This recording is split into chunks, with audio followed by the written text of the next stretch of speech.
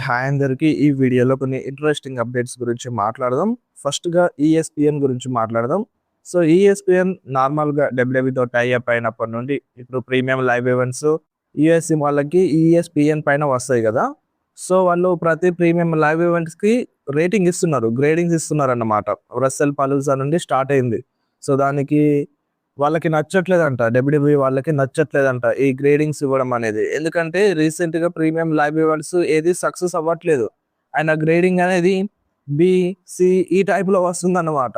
So, అలా ESPN వాళ్ళు grading ఇవ్వడం నచ్చక డబ్ల్యూడబ్ల్యూఈ వాళ్ళు ఏం చేస్తున్నారంటే ఈఎస్‌పీఎన్ వాళ్ళకి చెప్పారంట, మీరు ఈ ప్రీమియం లైవ్ ఈవెంట్స్‌కి గ్రేడింగ్ ఇవ్వడం ఆపేసేయండి.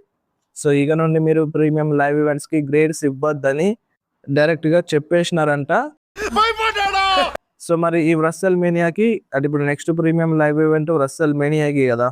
సో, ఈ వ్రస్సెల్ మేనియాకి మరి ఈఎస్‌పీఎన్ వాళ్ళు గ్రేడింగ్ ఇస్తారా? ఇవ్వరా? అనేది చూడాలి. మరి డబ్ల్యూడబ్ల్యూఈ మాట ఇని గమ్మునుంటారా?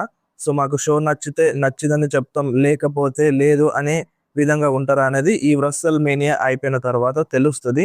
అండ్ నెక్స్ట్ న్యూస్ వచ్చేసి ద బీస్ట్ బ్రాక్ లెస్నర్ గురించి. బ్రాక్ లెస్నర్ ఇప్పుడు నెక్స్ట్ రాలో వస్తున్నాడు. అండ్ దాని తర్వాత కొన్ని షో కోసం కూడా అడ్వర్టైజ్ ఉన్నాడన్నమాట. కొన్ని డేట్స్‌లలో బ్రాక్ లెస్నర్ వస్తున్నాడు. అండ్ మన బ్రాక్ లెస్నర్ రిటైర్మెంట్ దగ్గరలో ఉన్నారని కూడా చాలా రూమర్స్, అప్డేట్స్ ఉన్నాయి. అండ్ ఇప్పుడు బ్రాక్ లెస్నర్ అండ్ పాల్ హెమన్ కలిసే ఉన్నారు. అండ్ వాళ్ళిద్దరూ మన డబ్ల్యూడబ్ల్యూఈకి ఒకటి డిమాండ్ చేసినారంట. అదేందంటే బ్రాక్ లెస్నర్ ఏ మ్యాచ్‌లో ఓడిపోవద్దని. ఇప్పుడు బ్రాక్ లెస్నర్ ఏ మ్యాచ్‌లో ఫైట్ చేస్తాడో రిటైర్మెంట్ అయ్యేదాకా ఆ మ్యాచెస్‌లో ఏ ఒక్క మ్యాచ్‌లో కూడా బ్రాక్ లెస్నర్ ఓడిపోవద్దని Paul Heyman and Brock Lesnar demand చేసినారంట. అండ్ ఇంకొకటి రిటైర్మెంట్ మ్యాచ్‌లో కూడా బ్రాక్ లెస్నర్ ఓడిపోవద్దు అని డిమాండ్ చేసినాడు అన్నట్టుగా రూమర్స్ అయితే వినిపిస్తున్నాయి. ఎందుకంటే బ్రాక్ లెస్నర్ రిటైర్మెంట్ అయిపోయిన తర్వాత కూడా ద బీస్ట్ ఇన్ కార్నెట్ లాగానే ఆల్ఫా మేల్ లాగానే ఉండాలని బ్రాక్ లెస్నర్ అనుకుంటున్నాడు. అందుకనే బ్రాక్ లెస్నర్ ఇక నుండి ఏ ఒక్క మ్యాచెస్‌లో ఓడిపోవద్దు అండ్ రిటైర్మెంట్ మ్యాచ్‌లో కూడా ఓడిపోవద్దు అని అనుకుంటున్నాడంట. అండ్ మన ట్రిపుల్ హెచ్ ఏమో రిటైర్మెంట్ మ్యాచ్‌లో ప్రతి ఒక్కరిని ఓడిస్తున్నాడు. గోల్డ్బర్గ్‌ని ఓడించిండు. అంటే దాని తర్వాత జాన్ సీనా అండ్ దాని తర్వాత ఏజే స్టైల్స్. సో, వీళ్ళందరినీ రిటైర్ చేసింది గుంతరే.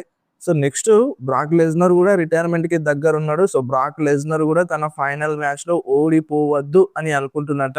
బట్ ట్రిపుల్ హెచ్ ఏమో ఓడిపోయేలానే చేస్తుండు ప్రతి ఒక్కరిని. మరి బ్రాక్ లెస్నర్ పాల్ హెమన్ మాట వింటాడా? వినడా? అనేది ముందు ముందు తెలుస్తది. కానీ బ్రాక్ లెస్నర్ అయితే అనుకుంటుండంట ఏ మ్యాచ్‌లో ఓడిపోవద్దని. నిజంగా బ్రాక్ లెస్నర్ ఓడిపోకపోతేనే బాగుంటది. ఇప్పుడు ఈ విజన్ టీము చెప్పుకోవడానికి ఏం లేదు. ఇప్పుడు బ్రాక్ లెస్నర్ కూడా ఓడిపోయిండనుకో ఏముండదన్నమాట. సో, అదే అనిపిస్తుంది. చూడాలి మరి ఈ రెస్సెల్ మేనియాలో బ్రాక్ లెస్నర్ వర్సెస్ ఓబా ఫెమి అంటున్నారు. అండ్ ఈ అప్డేట్ వచ్చిన తర్వాత maybe Brock Lesnar versus LA Knight match జరిపిస్తారు కావచ్చు. ఎందుకంటే ఎల్ఏ నైట్ ఓడిపోయినా పెద్దగా ప్రాబ్లమ్ ఉండదు. ఓబా ఫెమిని ఓడిపిస్తదా అంటే ఇప్పుడే డబ్ల్యూడబ్ల్యూలో అంటే మెయిన్ రోస్టర్‌లో వచ్చింది కదా! కొంచెం డిఫరెంట్‌గా చూపిస్తుంది ఓబా ఫెమిని ఒక బిగ్ సూపర్ స్టార్‌ని చేద్దాం అన్నట్టుగా. సో, మరి బ్రాక్ లెస్నర్ ఓడిపోనని చెప్తుండ్రు. మరి ఓబా ఫెమిని ఓడిస్తే బ్రాక్ లెస్నర్ ఓబా ఫెమి ఏమైనా డౌన్ అవుతాడా? సో, దీన్ని దృష్టిలో పెట్టుకొని Brock Lesnar versus LA Knight match ఏమైనా జరిపించొచ్చు అన్నట్టుగా రూమర్ అయితే ఎక్కువైంది. బట్ ఇది పట్టించుకోవాల్సిన అవసరం లేదు. సో, ఇప్పుడు బ్రాక్ లెస్నర్ ఓడిపోను చెప్పినంత మాత్రాన ఓడిపోవడని అర్థం గాదు. సో, ఇప్పుడు డబ్ల్యూడబ్ల్యూఈ ఏ డెసిషన్ తీసుకుంటే దానిపైనే ఉంటది గానీ, సో, వీళ్ళు అనుకున్నంతగా ఉండదు. బట్ ఇది గుడ్ సైన్ అనిపిస్తుంది. బ్రాక్ లెస్నర్ ఓడిపోకపోతేనే బావుంటదనిపిస్తుంది. మరి మీరేమంటారు? అండ్ నెక్స్ట్ న్యూస్ వచ్చేసి రా గురించి. సో, లాస్ట్ వీక్ రాలో మనకి CM punk and Roman reds ఇద్దరు ఫేస్ టు ఫేస్ వచ్చినారు గదా! సో, ఆ రా షోకి 3,000,000 వ్యూస్ వచ్చినాయి. సో, ఫస్ట్ టైమ్ మన రోమన్ రెడ్స్ రాయల్ రంబల్‌ని గెలిచిన తర్వాత అండ్ రాలో వచ్చిండు. ఆ రాకి కూడా 3,000,000 వ్యూస్ వచ్చినాయి. అండ్ రీసెంట్‌లీ మన రోమన్ రెడ్స్ రాలో వచ్చిండు. ఆ రా షోకి కూడా 3,000,000 వ్యూస్ అయితే వచ్చినాయన్నమాట. 7% వ్యూవర్‌షిప్ అనేది ఇంక్రీజ్ అయింది రాకి. అంటే అంతకుముందు రా షో కంపేర్ చేస్తే. సో, రోమన్ రెన్స్ ఉన్న ప్రతిసారి 3,000,000 వ్యూస్ వస్తున్నాయి. సో, ప్రతిసారి రావడం అంటే చాలా రేర్ అని చెప్పాలి. బట్ రోమన్ రెన్స్ ఉన్న ప్రతి ఒక్క షోకి 3,000,000 వ్యూస్ అయితే వస్తున్నాయన్నమాట. ఎస్పెషల్లీ రా షోలోనైతే.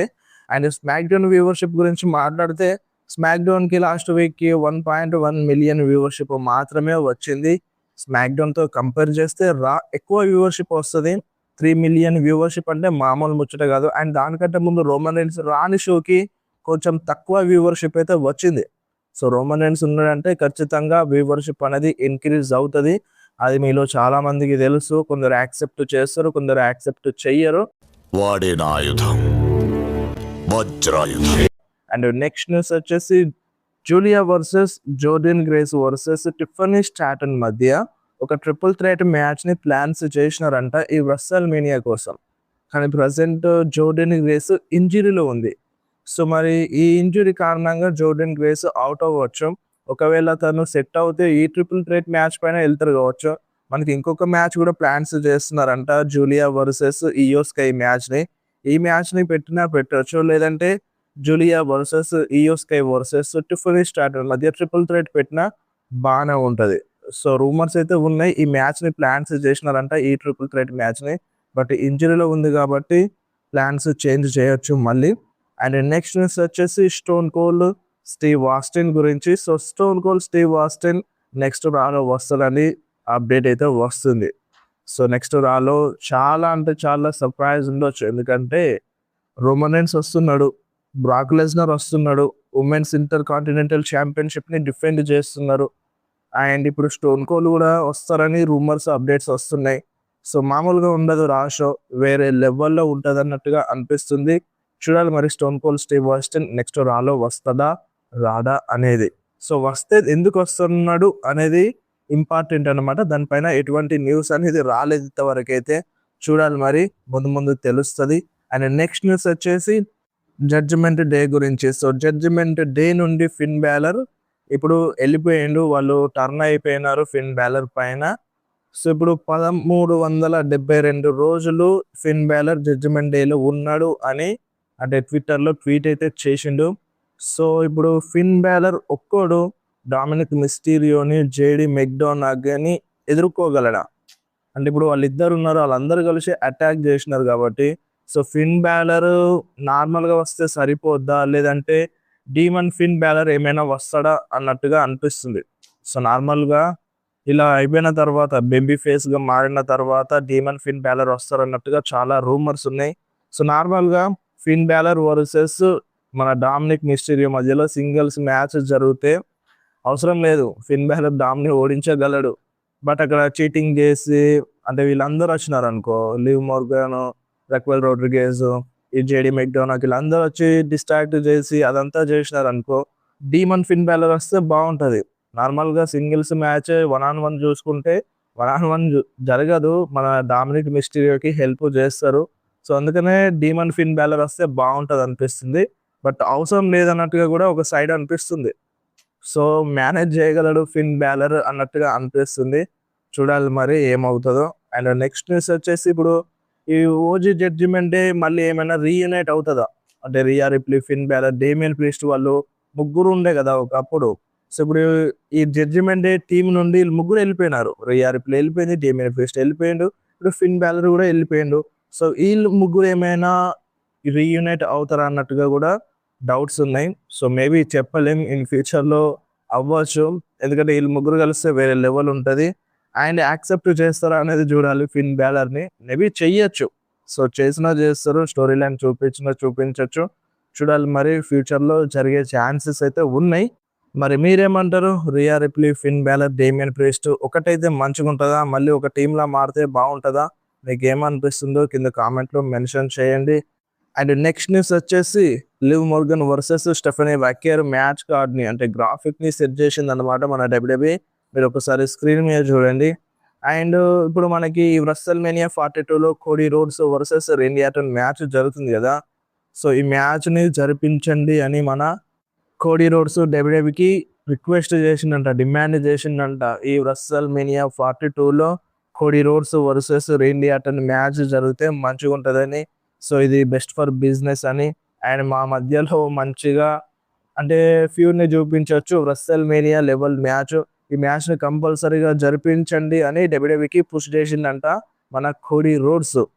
సో కోడీ రోడ్స్ ఈ మ్యాచ్ జరగడానికి వన్ ఆఫ్ ద రీజన్ అని కూడా ఇటువంటి ఒక రూమర్ అప్డేట్ అయితే వస్తుందన్నమాట. కోడి రోడ్సే రిక్వెస్ట్ అండ్ డిమాండ్ చేసినంట ఈ మ్యాచ్ జరిపించాలి అని. సో ఆల్రెడీ మ్యాచ్ కూడా కన్ఫర్మ్ అయిపోయింది. ఈ WrestleMania 42లో ఈ మ్యాచ్ జరుగుతుంది. సో కోడి రోడ్సే అనుకున్నంట ఈ మ్యాచ్ జరిపించాలని జరిగిపోతుంది. చూడాలి మరి ఎవరు గెలుస్తారో. కోడి గెలుస్తాడా, రెండీ గెలుస్తాడా? రెండీ 15th టైం వరల్డ్ ఛాంపియన్ అవ్వాలని చాలా మంది కోరుకుంటున్నారు. అవ్వుతాడు అన్నట్టుగా కూడా అనిపిస్తుంది. మరి మీరేమంటారు?